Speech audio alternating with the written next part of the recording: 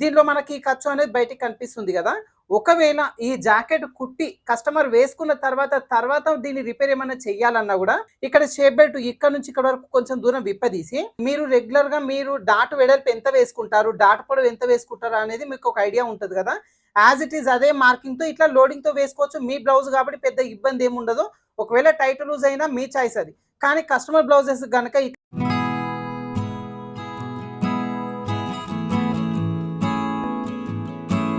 Hi friends, welcome to వేద tailors.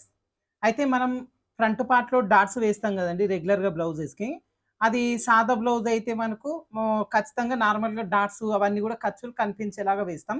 అదే ఒకవేళ లైనింగ్ క్లాత్ అయితే కనుక, లైనింగ్ బ్లౌజ్ కుడితే కనుక లైనింగ్ ఒరిజిన్ మొత్తం జాయిన్ చేసి ఎక్స్ట్రా పీస్ కట్ చేసిన తర్వాత ఈ డాట్స్ మనం రెగ్యులర్గా వేస్తాం. మనమే కాదండి, ఎక్కువ మటుకి ఎక్కడైనా బొటిక్స్లో కూడా ఇదే మెథడ్లో బ్లౌజెస్ అనేది స్టిచ్ చేస్తారు.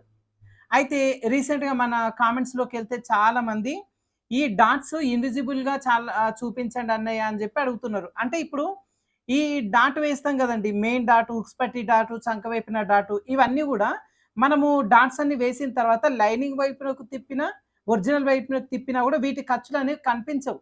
ఆ విధంగా చూపించండి అని చెప్పి అడుగుతున్నారు. అయితే ఇక్కడ నా సజెషన్ ఏంది అంటే ఆ మెథడ్‌లో గాకుండా మనం రెగ్యులర్‌గా బొటిక్స్‌లో బ్లౌజెస్ కుట్టించినా గూడా ఏ మెథడ్ అయితే కుడతామో మనం రెగ్యులర్‌గా అదే మీకు సజెస్ట్ అయితే చేస్తానండి. బట్ కామెంట్స్‌లో ఆ కామెంట్స్ ఎక్కువ మంది చేస్తున్నారు కాబట్టి నేను మీకు ఆ డాట్స్ ఎట్లా వేయాలనేది చూపిస్తా. ఇప్పుడు మనం రెగ్యులర్‌గా సాదా బ్లౌజ్ అనుకోండి. సాదా బ్లౌజ్ అయినా సరే, లేదంటే మనం రెగ్యులర్‌గా డాట్స్ వేసే పద్ధతి ఒకసారి చూపిస్తాను. అయితే మనకిట్లా డాట్స్ వేయడం వల్ల మనకు ఉపయోగం ఏంది? తర్వాత ఇది బెస్టా కాదా అని నేనిప్పుడు చెప్తాను. అయితే మనం నార్మల్‌గా డాట్స్ రెగ్యులర్‌గా ఎట్లయితే వేస్తామో ఆ డాట్స్ నేనిప్పుడు వేస్తున్నాను. ఇదొచ్చేసి మనము సాదా బ్లౌజ్ అయినా సరే, లైనింగ్ బ్లౌజ్ అయినా సరే రెగ్యులర్‌గా మనకు డాట్స్ వేసే విధానం. మనకు మెయిన్ డాట్, హుక్స్ పట్టి డాట్, చంక వైపున డాట్ ఇవన్నీ గూడా మన ఖర్చులనేవి ఇట్లా కనిపిస్తాయి.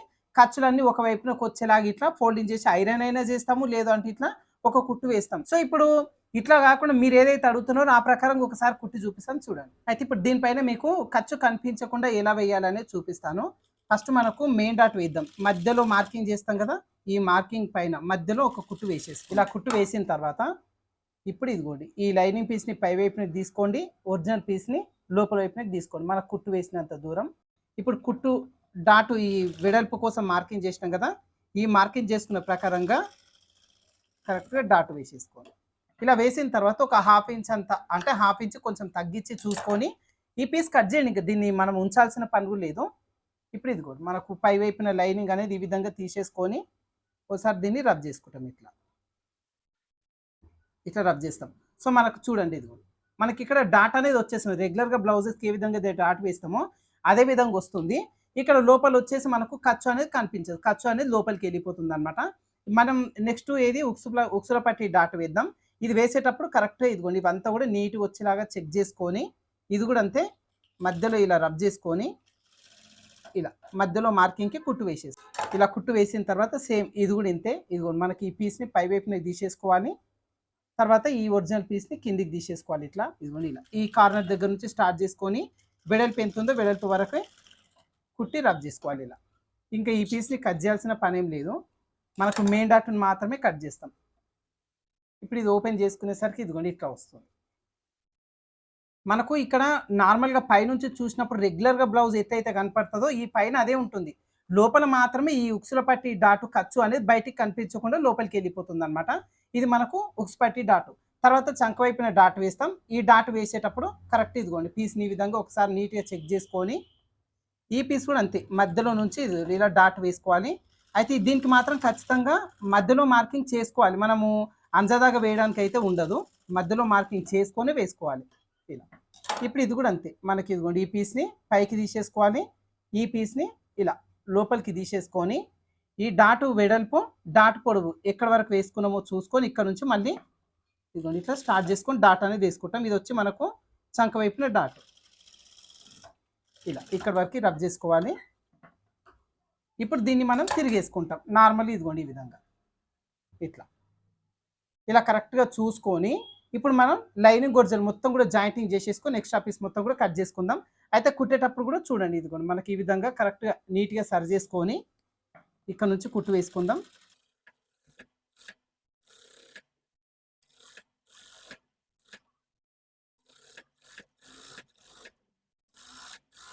ఎక్స్ట్రా పీస్ మొత్తం కూడా కట్ చేసుకుందాం.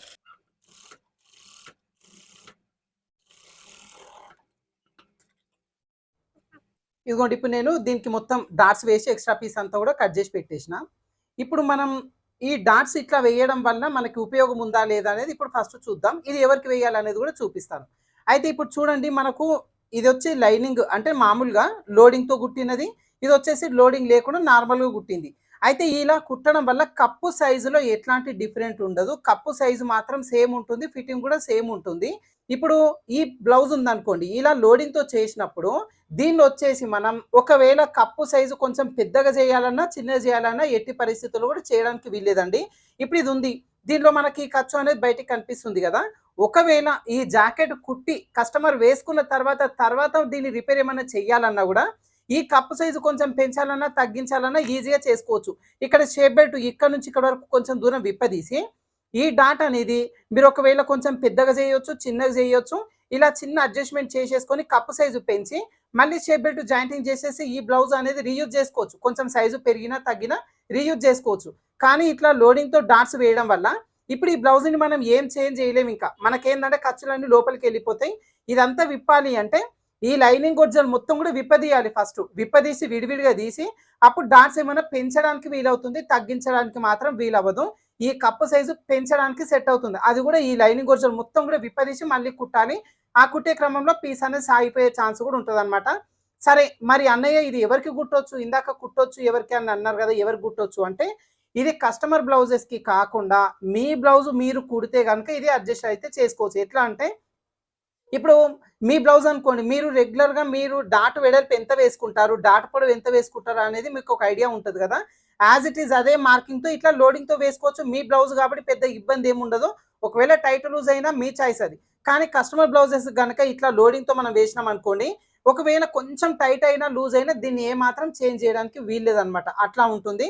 సో మన సజెషన్, మన వేదర్ టైలర్స్ కటింగ్ ప్రాసెస్లో ఎప్పుడు కూడా ఇట్లా లోడింగ్తో వెయ్యం. ఇంకోటి మేము షాపుల్లో కూడా కస్టమర్స్కి ఇట్లా వెయ్యమండి. ఏ బొటిక్స్లో కూడా ఇట్లా లోడింగ్తో డాట్స్ అనేది వెయ్యరు. బట్ ఏంటంటే మీ బ్లౌజ్ మీరు కుట్టుకునే వాళ్ళు ఉంటే కనుక ఇట్లా వేసుకోండి, ఇబ్బంది ఏముండదు. కస్టమర్స్కి వేయడానికి మాత్రం కుదరదు అనమాట. ఓకేనా. సో చాలా మంది అడుగుతున్నారు అన్నయ్య ఇట్లా లోడింగ్తో చూపించండి డాట్స్ అని చెప్పి. సో ఎక్కువ కామెంట్స్ వస్తున్నాయి కాబట్టి ఇది మీకు చిన్న టిప్స్ అయితే చూపించిన. సో ఇంకా ఎవరికి కుట్టాలి ఎవరు కుట్టొద్దు, ఈ డాట్స్ కూడా లోడింగ్తో ఈజీగా ఎలా వేసుకోవాలి, ఇవన్నీ కూడా మీకు యూజ్ అవుతాయి కదా ఫ్రెండ్స్. సో ఈ వీడియోలో చెప్పిన టిప్స్ మీకు కనుక యూజ్ అయితే వీడియోకి మాత్రం చిన్న లైక్ అయితే చేయండి. అదేవిధంగా సబ్స్క్రైబ్ చేసుకుని వాళ్ళంటే సబ్స్క్రైబ్ చేసుకోండి, మీ ఫ్రెండ్స్తో కూడా ఫార్వర్డ్ చేయండి ఈ వీడియోని. ఎందుకంటే ఇప్పుడు బెనిఫిట్స్ ఏంటి, ఇట్లా లోడింగ్తో డాట్స్ వేయడం బెనిఫిట్ ఉంటుందా, రెగ్యులర్గా వేయడం బెటర్గా ఉంటుందా అనేది వాళ్ళకు కూడా ఒక ఐడియా ఉంటుంది, మీకు కూడా ఒక ఐడియా ఉంటుంది కాబట్టి. ఓకేనా. Thank you for watching.